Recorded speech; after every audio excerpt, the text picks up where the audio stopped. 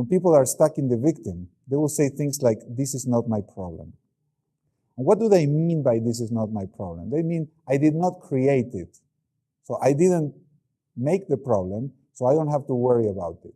And I tell people, well, imagine you're on a plane. You're the pilot of this plane.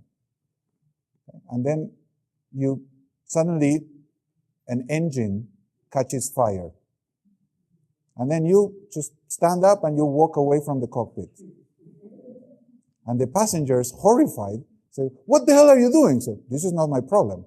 This is maintenance problem. I didn't do it. It's not my fault. Well, it's not your fault, but we're all going to die. It is your problem. So, the problem is, you're the pilot of your life. So just saying when something goes wrong, well, this is not my problem, I didn't do it. Well, it doesn't matter who did it. If you're suffering, it's your problem. That's the key thing. Anything that bothers you, if it affects you, you make it your problem. Most people don't want to live like this. They take the deal from the devil and say, this is not my problem, I didn't do it. I didn't break it, I don't have to fix it. Well, I have bad news for you. It doesn't matter who broke it. If you're suffering, then nobody has more incentive than you to do something about it. And as the kids say, well, just life is not fair.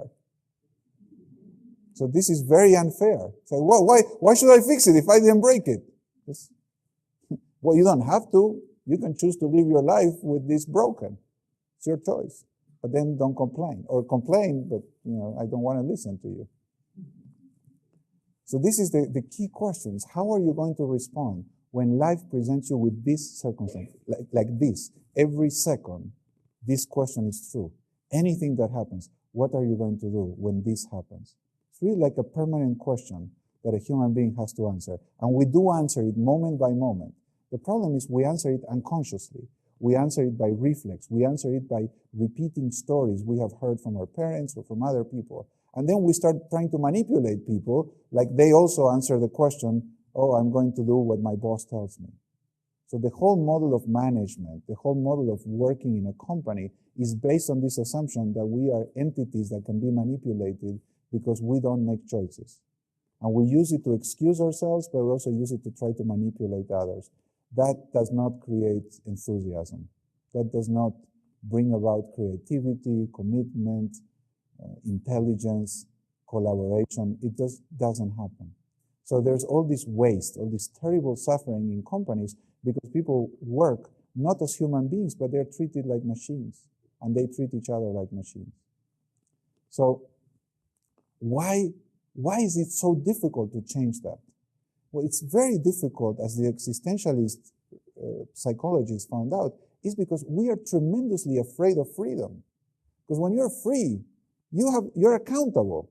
That's the problem. You're accountable for your choices. You can't just say the devil made me do it. You have to say, I chose to do it. And then you could be wrong.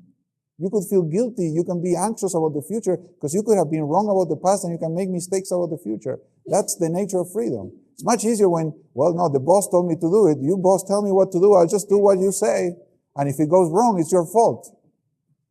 Most people want that. So most people want to live a life of, thingness as opposed to humanness.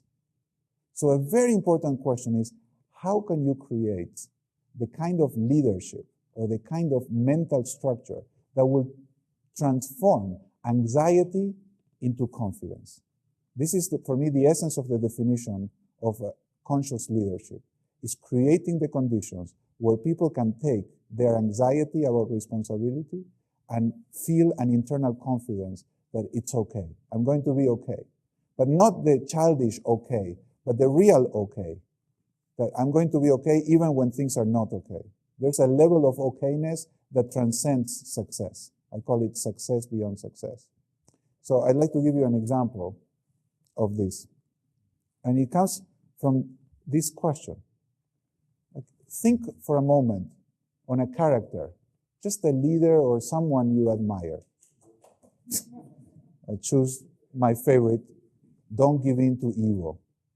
So choose a leader, but more important than who you choose, ask yourself the question, what makes this person admirable to you? Why? Why do you admire this person? So in this case, Ludwig von Mises. Why would I admire him? I mean, when I think about his life, when I see what happened, I mean, yes, he was very intellectually powerful. Very intelligent man. But my God, his life, he had so much struggle. It's like, oh, this was not an easy life. It was terrible. He suffered so many negative impacts by all sorts of things outside of his control. And yet, I find him incredibly admirable. He's one of my favorite leaders in the history of the world. Now, this is mine, but you choose yours. So just take a second. It could be a real person like Ludwig von Mises. It could be a character from a movie, Braveheart, for example. You could say, why? Well, love of freedom. I mean, whatever it is. But whoever, it could be, it could be your brother or your parents or, doesn't matter. Any character, real or imaginary, that you admire. But then the question is, why? What is it that makes this character admirable to you? So I'll give you a few minutes just to talk with your partner again. Just who's your character and what makes this character admirable to you? Go ahead, 5 minutes. I don't want to know the character. I just want to know what made this character admirable to you. So what qualities makes a character like the one you chose admirable? Can you just say them out loud? Determination. Very good. Others? Persistence. Stand up for his principles. Very good, yes. Honestidad. Honesty. I'm sorry? Humility. Courage. Okay, very good. There's something really, really good about all these things. So there's the good news and there's the better news. There's no bad news.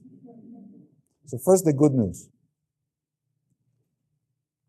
All these attributes, what do they depend on? Who do they depend on? Do they depend on the outside world or the person? The person. See, this is what being a player guarantees to you. It doesn't guarantee success. You can't say, well, I'm just going to be a player and I'm going to get it done. It doesn't work like that.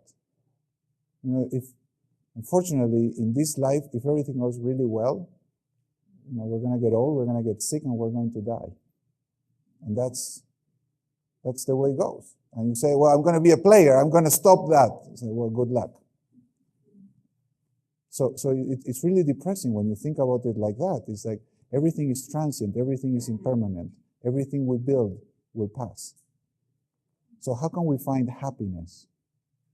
Well, the one answer is to say what really matters to us is not success. What really matters to us is this thing I call success beyond success. And it's the ability to express my truth in an unconditional way. I can express my values in any situation. Courage, determination, humility. That doesn't depend on the outside world. That depends on me. And I don't have to be anxious about that. I can be anxious about success. It's true. You can make mistakes. You can fail. You play a game, you fail. You lose. And if you think that simply by taking ownership and responsibility, because that's the first thing people in companies say, okay, we're going to be players, and then everything is going to go okay. And it doesn't. It's not true. Sometimes it does, sometimes it does. It's more likely to be better when you take ownership. I believe that. But still, there are many times when, you hit the perfect storm and you're going down. Okay? It's no way you're going to stay afloat. But there's something that is guaranteed. And what's guaranteed is that you can express your truth, your values, your character attributes in any circumstance. That's the good news.